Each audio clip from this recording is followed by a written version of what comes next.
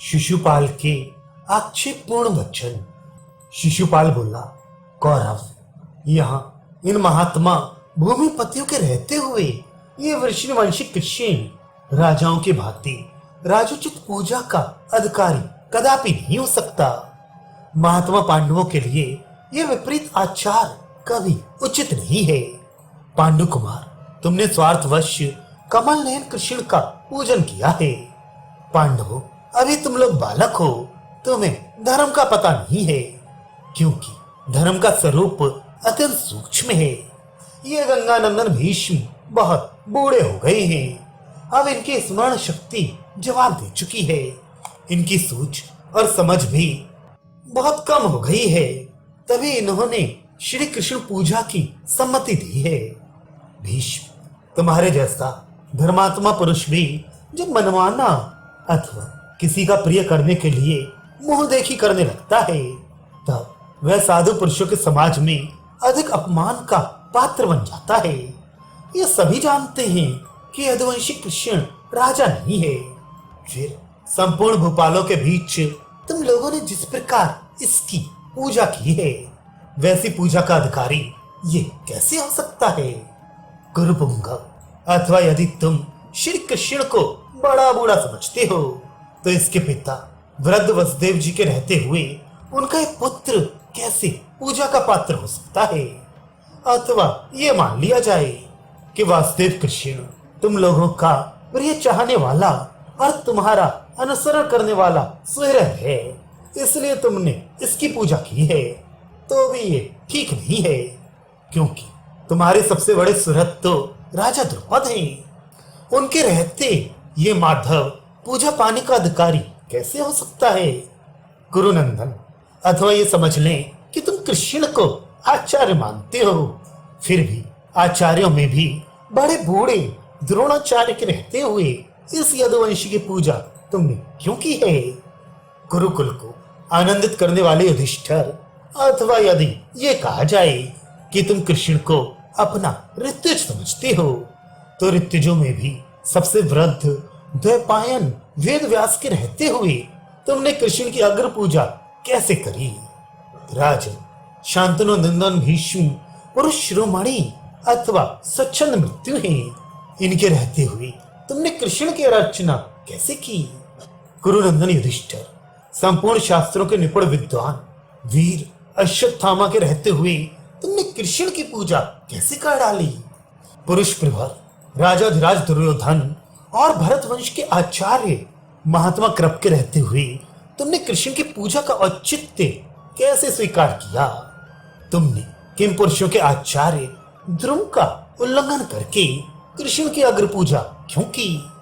पांडु के समान दुर्धर्ष वीर तथा राजोचित शुभ लक्षणों से संपन्न भीष्मक, राजा रुक्मी और उसी प्रकार श्रेष्ठ धनुर्धर एकलव्य तथा भद्रराज शल्य के रहते हुए तुम्हारे द्वारा कृष्ण की पूजा किस दृष्टि से की गई?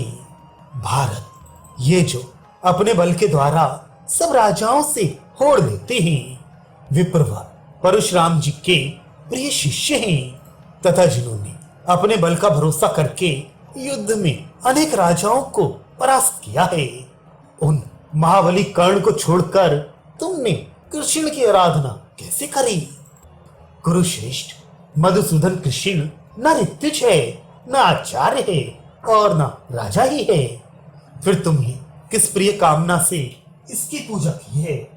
भारत, अथवा यदि ये मधुसूदन ही तुम लोगों का पूजनीय देवता है, इसलिए इसकी ही पूजा तुम्हें करनी थी, तो इन राजाओं को केवल अपमानित करने के लिए बुलाने की क्या आवश्यकता थी?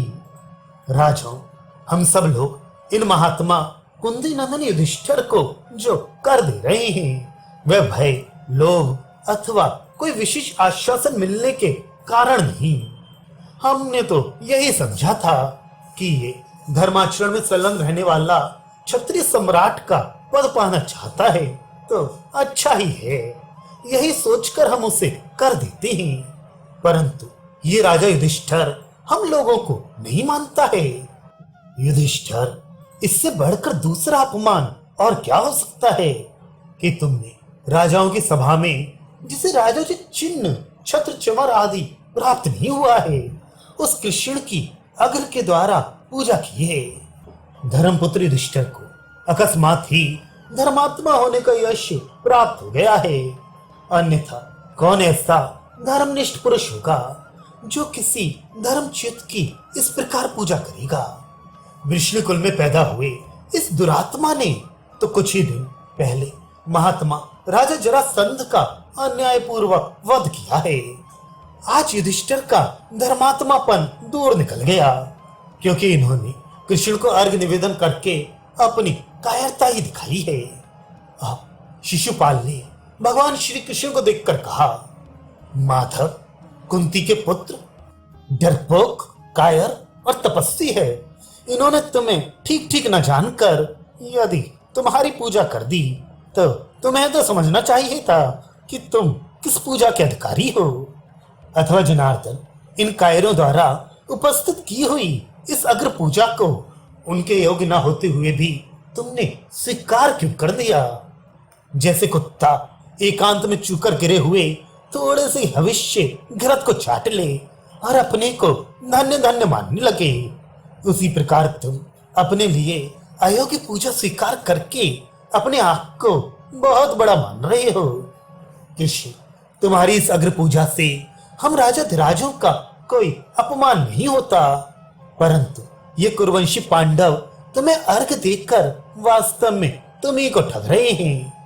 मधुसूदन, जैसे नपुंसक का विहार रचाना और अंधे को रूप दिखाना उनका उपहास ही करना है, उसी प्रकार तुम्हारे जैसे राजहीन की ये राजाओं के समान पूजा भी विडंबना मात्र ही है। आज मैंने राजा युधिष्ठिर को देख लिया, भीष्म जैसे हैं उनको भी देख लिया, और इस वासुदेव कृष्ण का भी वास्तविक रूप क्या है ये भी देख लिया। वास्तव में ये सब ऐसे ही हैं। उनसे ऐसा कहकर शिशुपाल अपने उत्तम आसन से उठकर कुछ राजाओं के साथ उस सभाभवन से जाने को उद्यत हो गया।